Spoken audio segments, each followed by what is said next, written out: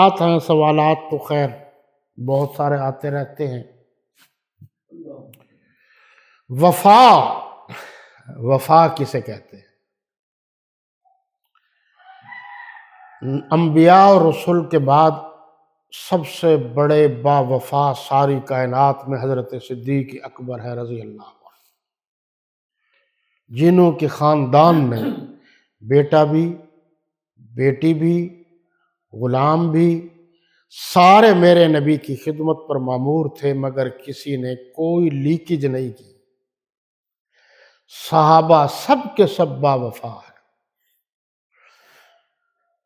وَكَرَّهَ، یہ سورہ الحجرات آیت نمبر 7 کا آخری حصہ، وَكَرَّهَ إِلَيْكُمُ الْكُفْرَ وَالْفُسُوقَ وَالْعِصْيَانَ، اللہ نے ان کے دلوں سے کفر کو، نافرمانی کو، فسق کو دور کر دیا ہے، اللہ نے زنگ اتار دیا ہے، پھر میرے نبی کی تربیت میں آئے ہیں، اولئک ھم الراشدون، اب یہ راشد ہیں۔